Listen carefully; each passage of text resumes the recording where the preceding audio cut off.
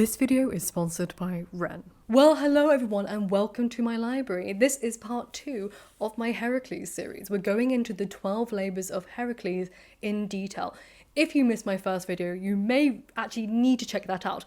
There will be references to things in the first video, just names of people. The Greeks had a lot of names of people that are all a little bit confusing, so I kind of broke down Heracles' history and family history in the first video, and now we're going to go into the 12 labours, which are pretty extensive, I'm not going to lie. So get yourself a cup of tea, sit down, and if you're new here and you don't know me, hi, my name is Chinsia, welcome to my library. And for those of you who are ready, let's get into the 12 labours because these are quite intense. So from where we just left off, Heracles has come to purify himself after killing his wife Megara and his children in a fit of madness that the goddess Hera sent on him for reasons that were explained in the last video. It's too much in depth. There's a family history there going on. However, he's been sent to Eurystheus, who is effectively the king of Greece. He has more power over Heracles because that's what the Oracle of Delphi told him to do. The only way to purify him for his sins is to do whatever Eurystheus tells him to. And Hera, who has a connection with Eurystheus that we explained in the last video, is kind of manipulating him to make Eurystheus give Heracles the hardest task, the most impossible task we could possibly do. Let's get into it. The first labour was to kill the lion of Nemea, a beast that was impenetrable to all weaponry. So that sounds a bit tough, but that was kind of okay for Heracles. We saw how as a baby he could choke some snakes to death, so Heracles used his bare hands and choked the beast to death. But when he brought the body of the lion to Eurystheus, Eurystheus was not having it. Once he saw how strong Heracles was, he didn't really want to push his luck and actually refused Heracles to ever enter the city again. He kind of then gave all of his orders from across the wall, like with a loudspeaker, to continue with the labours. The second labour you're probably far more familiar with, and that was for Heracles to go to Lerna and kill the Hydra, the monster with the many heads. Now, we know this from the Disney film. Well, if you've watched the Disney film, very similar story, but a few tweaks. But the monster's functionality is the same. For every head Heracles cut off, 2 more would always grow back instantly. However, slightly different in the myth, Heracles had help from his nephew, Iolaus. See, Iolaus swarms in and brings Heracles a burning branch, and then using the burning branch, Heracles actually cuts off a head and then singes the open wound to prevent any other head sprouting forth. However, there was always one head that the monster had that was immortal, so to get rid of him, just like in the Disney film, Heracles had to bury the monster under a giant rock and keep him down there and lock him up. But the monster was effectively defeated. Although he had an immortal head, he was trapped, a bit like how the Titans were trapped under the earth, couldn't get out and then couldn't regenerate his heads. However, when Heracles came back, he was told that it didn't count. Like, although he got rid of the monster, technically, he had help from his nephew, and therefore that was a no-go. He wasn't counting that, so we're adding an extra labour onto the already 10 labours. So we've gone up to 11 labours. It will go up to 12. You'll see why. So the third labour was to go to Cernitia and bring back the stag with the golden antlers that was sacred to the goddess Artemis. However, in one version of the myth, Heracles is told that he's not allowed to hunt the stag. He needs to bring that stag back alive no matter what. Whereas other ones, he's told to actually bring the hind back of the stag. So he can kill it, he just needs to bring the hind back. However, the stag is incredibly fast. So regardless of which version of the story, this labour still takes Heracles a whole year to complete.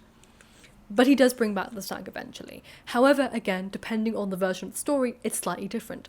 So in one of the versions of the story, the one where he's allowed to bring back the hind of the stag, Heracles actually finds the stag kind of relaxing in the water. So Heracles takes his bow and arrow, shoots the stag, and it starts bleeding to death. He runs over, picks up the stag, and Artemis comes down furious. She is so mad that he's killed her favourite deer, and she's so furious that she goes to take the deer away from him.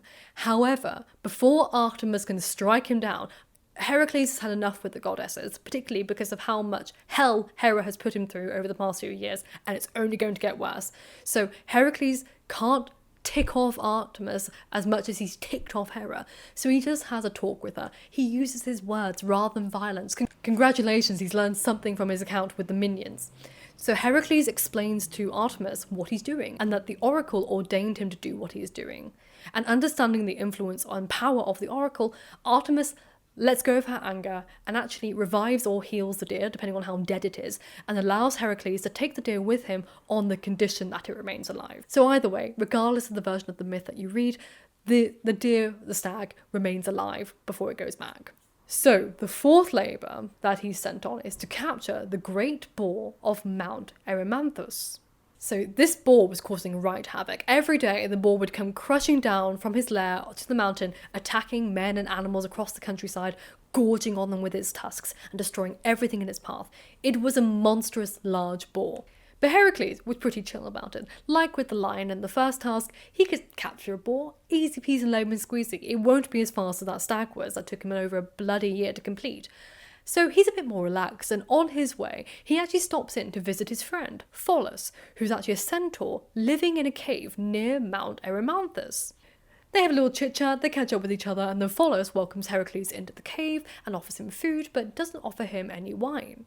Now Heracles is a bit thirsty, so he asks Pholus, hey, can I have some of that wine? To which he's told, no, I can't give you that wine. I'd like to give you the wine, but technically the wine actually belongs to all of the centaurs, and if I give some to you without their consent, they're going to go bonkers on me. However, Heracles is kind of an entitled lad, and being rather arrogant, he actually opens the wine for himself. But the centaurs, being the creatures that they are, can smell the wine being opened a mile away, and they come charging to the cave, armed with rocks and branches. But let's take a brief moment to thank today's sponsor, Wren. Humanity is causing a rapid loss of biodiversity, and with it, Earth's ability to support complex life. But the mainstream is having difficulty grasping the magnitude of this loss, despite the steady erosion of the fabric of human civilization. However, just this year, research from 3 leading institutions found that people in well-off countries can help avert climate breakdown by making relatively straightforward lifestyle changes, from their diet to their shopping habits. Wren is a simple and effective way to make a difference with the climate crisis. Wren is a website where you can calculate your carbon footprint, then offset it by funding a diverse mix of carbon reduction products, from tree planting to mineral weathering to rainforest protection. Wren's mission is to help you understand your lifestyle's environmental impact and show you how to reduce it. By answering a few questions about your lifestyle, Wren calculates your carbon footprint and gives you tips and advice on reducing it. No one can reduce their carbon footprint to zero, but we can start somewhere. After filling out the quiz, you can sign up to make a monthly contribution to global projects to offset your carbon footprint. And every month you'll get updates on how your money was spent, with photos and details on every tree planted, every acre reforested, and every ton of carbon offset that your money helped. So offset your carbon footprint with Wren today, and the first 100 people who sign up using the link in my description box will get 10 extra trees planted in their name. It's a really worthy cause, so thank you Wren for sponsoring today's video, and now let's get back onto the topic. Heracles sees a gang of centaurs coming at him and takes a burning logs from the fire and fights off the centaurs, and then he resorts to using his club and his bows and arrows to shoot down the rest. He kills a load of the centaurs, but some of them try to run away. And Heracles, kind of, again, being the spiteful lad that he is, just wants to hunt the rest of them down. So he chases them into the mountains. But whilst he's gone, his friend centaur, Pharos, pulls an arrow from the body of one of the dead centaurs. And now this is where it gets a bit silly, but as he's pondering over how such a tiny little, instrument can kill such a big beast, the arrow slips from his hand and somehow pierces his hoof and kills him. I don't know, it doesn't make sense either. It must be what projectile force? No. Anyway, when Heracles returns, he sees his dear friend dead, so he buries him and then carries on with his journey to hunt down the boar. The boar was pretty easy to find. It's loud, large, grunting animal, snorting and stomping around the mountains. And the moment Heracles sees the boar, he chases him. And the chase goes on for a while, but unlike the stag, the boar wears down very, very quickly. And Heracles is able to capture him in the foliage with a net and take him back to Erymanthus. So then we have to go on to the 5th labour, and the 5th labour, in my opinion, is the one I wouldn't want to do. It sounds completely grotesque. But basically, Heracles was ordered to clean the Augean stables in a single day. Now, King King Augeas owned more cattle than anyone in Greece, and the job was bloody filthy. I wouldn't want to clean the biggest cattle yard ever in all of Greece all in one day. That sounds disgusting. So Heracles goes to King Augeas and he has to be subtle about it. Effectively, he has to prove to Eurystheus that he's done the job by getting payment from King Augeas, but he knows that if King Augeas knows that he's effectively taking payment to Eurystheus, King Augeas isn't going to play. So Heracles approaches King Augeas and, without telling him anything about Eurystheus, says, "Hi, I would like to clean your stables in one day. And if I do it, could you give me a tenth of your finest cattle?" Augeas is actually delighted, but he doesn't believe it can be done, so he disagrees. He goes, "Yes, of course you can." And Heracles brings Augeas' son with him to watch. He just wants to show off the fact that he's cleaning out the most disgusting sties, effectively, ever. So how does Heracles do it all in one day? Well, Heracles tore a big opening in the wall of the cattle yard where the stables were. Then he made another opening in the wall of the opposite side of the yard. Next, he dug wide trenches to 2 rivers that flowed nearby and turned the course of the river into the yard. With this, the rivers rushed through the stables, flushing them out, and all the mess flowed out one hole and out of the other into the yard. But although Heracles completed the task, once Augeas actually learned that this task was Eurystheus, he refused to pay Heracles what he promised, and even denied that he even offered it. But Heracles needed to prove to Eurystheus that he did the job, so he actually had to take him to court. He effectively brought a judge into the equation and presented to the judge his evidence that he completed this contract, and he called Augeas' son as witness to testify to his labour and the deal. Now, Augeas' son was little and he didn't want to lie to the judge, so he told the truth. He said that yes, my father owes Heracles this money, and yes, Heracles did the work. But furious at the betrayal and loss, Augeas still refused to pay Heracles, and actually he banished both Heracles and his son from his kingdom. So his son went off to some aunt somewhere and never was seen again. I don't know, I just made that up. But sadly, without payment, Heracles failed the task.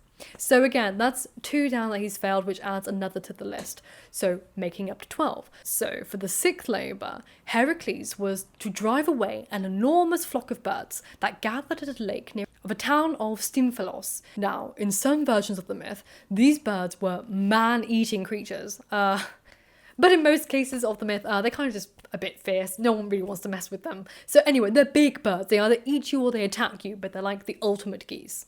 Anyway, there was a lot of them, and Heracles had no idea how he was going to drive off such a huge flock. But then the goddess Athena came to his aid, providing a pair of bronze crotala, and they're noise-making clappers that had been made by the immortal craftsman, Hephaestus. So climbing to a nearby mountain, Heracles clashed the crotala loudly, scaring the birds off out of the trees, and then shot them with his bow and arrow, or sometimes with a slingshot, as they took flight. He brought those back, proved his point, and then he went on to the 7th labour, which took him to Crete. Now, at this time, Minos, the king of Crete, controlled many of the islands in the seas around Greece, and was such a powerful ruler that the Athenians sent him tributes every year. And yes, that links to the whole Minotaur series. There's a lot of cow stuff to do with King Minos. We'll discuss that in another video. However, though this task does involve a cow, rather a bull, you see, the bull that Heracles was sent to defeat for his 7th labour was one linked to Minos and Poseidon, the god. You see, in order to prove his claim to the throne, Minos promised the sea god Poseidon that he would sacrifice whatever the god sent him from the sea. Poseidon sent him a bull, but Minos thought it was too beautiful to kill, so he sacrificed a different bull instead. I mean, Poseidon's not stupid. He was furious with Minos for breaking his promise, and in his anger, he made the bull rampage all over Crete. So when Heracles got to Crete, all he had to do was get hold of this damn bull that was causing chaos across Crete, which he could do easily. Again, like the lion, he wrestled the bull to the ground and took it to Eurystheus, completely alive. But what's weird is, despite knowing what the bull's been doing for years on Crete, Eurystheus just let the bull go free. And it terrorised people all around Greece, and he ended up eventually in Marathon, near Athens, where Theseus eventually slew it. So after Heracles had captured the Cretan bull, Eurystheus sent him to get the man-eating mares of Diomedes. And Diomedes was the king of a Thracian tribe called the Bistones, and Heracles had to get these man-eating mares and bring them back to Mycenae. So Heracles sailed with a band of volunteers across the Aegean to Bistonia, and don't ask me why he was allowed volunteers for this labour when he was denied the labour of the Hydra because he brought in his nephew to help him. Does it make sense? No, it does not. Anyway, when they got there, Heracles and the army, or volunteers, overpowered the grooms who were tending to the horses and drove them into the sea. But when the Bistones realised what was happening, they sent a band of soldiers to recapture the animals. With a band of army coming at him, Heracles realised that he needed to fight the Bistonians, but he needed to free himself from holding on to the dangerous mares. So he actually entrusted them to a youth named Abderos. Sadly, he's a youth, and it's not Heracles, and the mares were far too powerful for Abderos, and they dragged him around until he was dead. Meanwhile, Heracles fought off the Bistones, killed Diomedes, and the rest of them all just fled in fear. However, when he came back, he realised Abderos was dead, so Heracles actually founded a city called Abdera in his honour. Then, once he returned with the mares, Eurysthenes once again set them free. Why does Eurysthenes like setting free these dangerous animals in his land? Makes no sense. But the mares just wandered around until eventually they found their way onto Mount Olympus, where they were eaten by wild beasts. Then we get on to the ninth labour, and the ninth labour has to do all with the Amazonian women warriors, who I've made an entire video about and who inspired this video, and I didn't realise that this video would be so long it would be a two-parter. But if you want to learn more about the Amazonian women, link up there. Anyway, for this labour, Eurystheus ordered Heracles to bring him back the belt of Hippolyta, the queen of the Amazons. This belt was a leather belt that was given to her by Ares, the god of war, because she was the best warrior out of all the Amazons. Again, Heracles brought companions with him to the Amazons. Don't know why he was allowed companions in these two labours when he wasn't allowed one in the second labour, but okay, let's let him off there, fine. When they arrived, they were welcomed by Hippolyta. She was really nice, and when he told her why he was there, Hippolyta promised to give Heracles her belt. She was like, okay dude, you do you. I'll give it to you. But Hera was having none of it. Hera is a little misfit. I can't stand her. Anyway, Hera thought that the arrival of Hercules meant nothing but trouble for the Amazons. No, Hera, you're nothing but trouble for the Amazons. Anyway, she disguised herself as an Amazon warrior and then went up and down the Amazonian women, telling each woman that the strangers who just arrived were going to kidnap their queen. So the Amazons put on their armour and prepared for war. The second Heracles saw a charging Amazonian women all in armour, he just stabbed Hippolyta, killed her on the spot, stole her belt from her body and fled. Well done, Hera, you really escalated that problem. So anyway, the 10th labour, which would have been the final labour, Heracles was ordered to bring the cattle of the monster,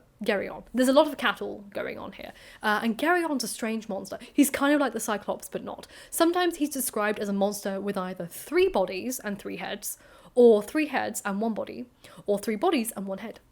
No one really knows, but Geryon lived in an island called Erythea, which was near the boundary of Europe and Libya. So on this island, Geryon kept a herd of red cattle guarded by Cerberus's brother, Orthus, and Orthus was a 2-headed hound, and also a herdsman, Eurytion.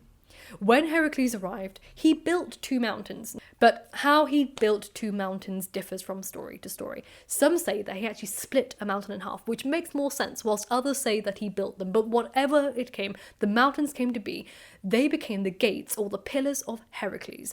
And the strait Heracles made when he broke the mountains apart is now called, or so they say, the Strait of Gibraltar, the gateway from the Mediterranean Sea to the Atlantic Ocean. Anyway, he was sailing in a goblet, which Helios, the sun, had given him in admiration, and Heracles reached the island of Erythea, and not long after he arrived, Orthus, the 2-headed dog, attacked him, but Heracles defeated him and defeated the herdsman with his club. Then Heracles rounded up the herd, but just as he was escaping, Geryon attacked. But that's fine, because Heracles killed Geryon with his arrows and fled with the cattle. But capturing the cattle was easy enough, technically, in comparison to going home with the damn cattle. You see, on his way home, Heracles had to kill 2 of Poseidon's sons, both of whom had tried to take the cattle from him because they wanted him. These cows are very popular. Then, after killing Poseidon's sons, one of the cattle's jumped ship, swam away to Sicily, where he was picked up, ironically, by another one of Poseidon's sons, Eryx. So Heracles had to search for this damn runaway bull, and he found it in Eryx's herd, but the king Eryx wouldn't return it to him unless Heracles could. could beat him in a wrestling contest, which he did 3 times. And then he just had to kill the king because he just wouldn't give him the damn bull back.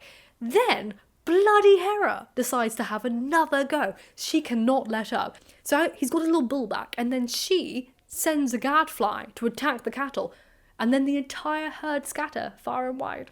So Heracles has to go and chase them all across the entirety of Thrace. Then, when he's finally brought the damn things back, Eurystheus just sacrifices them to Hera. But anyway, for the 11th labour, Eurystheus commanded Heracles to bring him the golden apples, which Hera had given to Zeus as a wedding present. I know, we're getting really dangerous here. Now, these apples were kept in a garden at the northern edge of the world, and they were guarded not only by a 100-headed dragon named Ladon, or Ladon, but also by Hesperides. They are nymphs who were the daughters of Atlas.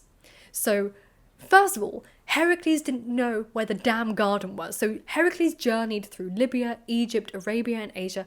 And then he was also stopped by Kyknos, who's the son of Ares, the war god, and Kyknos demanded that Heracles fight him. I don't know why everyone wants to wrestle Heracles, okay. But after the fight is broken up by a thunderbolt, Heracles continues on to Illyria, and that is where he is seized by the sea god, Nereus, who knew the garden's secret location. Now, Nereus may not sound familiar, but I'm sure you've heard of him before. Basically, Heracles grabs onto Nereus, and Nereus transforms himself into all kinds of shapes, trying to escape from Heracles' grasp, but Heracles holds on so tight he doesn't release Nereus until he tells him where the damn garden is, so he can speed up this process.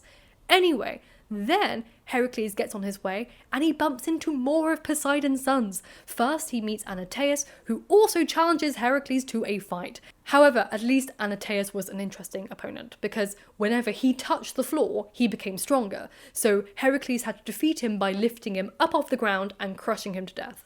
But then after that, Heracles met up with Busiris, another one of Poseidon's sons. And Busiris actually captured Heracles and led him to an altar to be a human sacrifice. So Heracles obviously escapes this, he kills Busiris, and then he finally journeys on. And then finally, Heracles comes to the rock on Mount Caucasus, where Prometheus is chained. Now, I'm sure you know Prometheus, but for those of you who don't know, Prometheus was the trickster who was punished by the gods for stealing the secret of fire and giving it to the humans. And as punishment, he was bound to the mountain, and every day a monstrous eagle would come down and eat at his liver. And then every day the eagle would fly off and Prometheus's liver grew back, and then the next day repeated again, and he would continuously endure the eagle's painful visit over and over. And that happened for 30 years until Heracles showed up and killed the eagle for him. So in gratitude, Prometheus told Heracles the secret to getting the apples. See, he told Heracles that he'd actually have to send Atlas after them instead of going himself. Now, you probably know Atlas. Atlas has to hold up the whole sky. He hates what he does. So Heracles goes up to Atlas and says, "Hi, I need you to go and fetch some golden apples for me, but in order for you to do that, I'm willing to take the sky off your shoulders for a bit." Now, Atlas hated holding the sky up. Now, you probably know Atlas. He's the one responsible for holding the earth and the sky up. He hates his job. He hated it so much. So when Heracles came up to him and said, "Hey, would you mind fetching those golden apples for me from the secret garden?" Atlas was like, "Okay, but you have to hold up the weight of the world whilst I go fetch them for you." So they swapped over. Heracles held up the earth and the sky for a while whilst Atlas went to get the apples for him. And when Atlas came back with the golden apples, he didn't really want to swap over again. So he told Heracles that he would take them to Eurystheus himself. And Heracles just wouldn't mind just staying there, holding the heavy load for the rest of time. But Heracles, a bit sly, agreed. And he's like, "You know what? That's fine, you do that for me, Atlas, but would you mind actually just holding it for a second? Because if I'm going to be doing this for all eternity, I'd rather have some softer padding on my shoulders to help me bear the weight of the world." So Atlas was like, okay. He put the apples on the ground, lifts the burden off from Heracles, and Heracles swoops down, grabs the apples, and runs for it, leaving Atlas bearing the weight of the world again. He had one shot, and he was stupid with it. So I don't feel sorry for Atlas. Anyway, Heracles returns to Eurystheus with the apples, but Eurystheus can't keep the apples, they belong to the gods. So actually he had to go and take them back to the goddess Athena, who then returned them back to the garden. The most pointless challenge ever. Anyway, the final labour is here.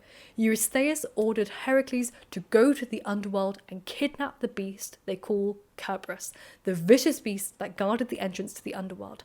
Now, according to Apollodorus, Cerberus was a mixture of creatures. You know, he had 3 heads of wild dogs, a dragon or serpent for a tail, and the heads of snakes all over his back. Hesiod, on the other hand, actually says that Cerberus has 50 heads and he devoured raw flesh, but he was like a big 50-headed dog.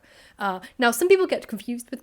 Obviously, we just talked about Cerberus' brother, the 2-headed dog, but oftentimes on pottery, on Grecian vases, there's only 2-headed dogs shown and they're labelled as Cerberus, which makes people think that Cerberus was only a 2-headed dog. But he's not a 2-headed dog. He's always normally a 3-headed dog on average, but sometimes hundreds of heads. But people forget that it was much easier for artists to just paint 2 heads. Before making his trip to the underworld, Heracles decided that he should take some extra precautions, because after all, he might not be allowed to leave again. A lot of people go to the underworld and they never come back. So he went to Eleusis and saw Eumolpus, a priest who created the Eleusinian Mysteries. Now, the Eleusinian Mysteries, if you're not familiar, were the sacred religious rites that celebrated the myth of Demeter and her daughter Persephone. And it was believed that those who knew the mysteries would find happiness in the underworld. So he had to learn those mysteries, and once he did, he then went down to the underworld. And whilst he was down there, yes, he had a few more wrestling matches. Everyone wants to wrestle Heracles. However, when he finally found Hades, he just asked for Cerberus. And Hades was like, of course, take Cerberus. But only if you can overpower him with nothing more than your brute strength. We know what Heracles is capable of, so when Heracles found Cerberus, he threw his strong arms around the beast and potentially actually grasped all 3 of the heads in one and crushed and wrestled with Cerberus and crushed him into submission. And even though the dragon at the end of his tail kept biting Heracles, he didn't stop. So eventually Cerberus submitted to the force of the hero, and Heracles brought Cerberus up to Eurystheus. Obviously though, Cerberus didn't stay there. He was returned back to Hades afterwards, because what would happen if he wasn't there? Hades really needed him and wasn't expecting Heracles to do it. So what happened after the 12 labours? Well, life didn't get any easier for Heracles. It's an intense mythology around Heracles, which what makes him so interesting as a hero. He's a kind of stereotyped hero, but people don't really know how he became so famous. Everyone just knows of him as this brutally strong hero, but I have to admit, it's quite a sad life. Although he's a bit arrogant by taking the wine from the centaurs and all that jazz, the fact that basically from day one, he was being tormented of some kind and everyone was out to get him, to the point that everyone was out to get him so much that they sent him mad to kill his own wife and children, his only source of happiness from his miserable damn life. I do feel for Heracles quite a lot. So although he ended his 12 labours and was cleansed, wasn't the end of his torture, in a sense that he had a very hard life. Which is kind of why he deserved, at the end of life, to go up to the Olympians and become a god. He was let up there eventually with Hermes and the chariot. But yes, that's my introduction video, the first one, and the 12 labours of Heracles video. I hope you found it interesting if you weren't familiar with the myth. It's bonkers. Utterly bonkers. None of it makes... I mean, I'm saying like it's logical. Like it's logical. Of course none of it makes sense. It's a myth. At the same time, my heart kind of bleeds for Heracles. It's an intense series of labours there, but there are so many interesting Greek heroes. I mean, I prefer Heracles to someone over bloody Theseus. Can't stand Theseus. Ugh, hate him. Can't stand the guy. Rather deal with Heracles. Or Jason. Arsehole. Out of all of them, I mean, it's not exactly a high bar, but seriously, out of all of them, I have far more sympathies for Heracles than I have any interest in Theseus and Perseus and all that jazz. But if you'd like to know about them, please let me know. But I hope you enjoyed this part 2, and until next time, I will see you soon for another video. And remember, books save lives, so keep reading.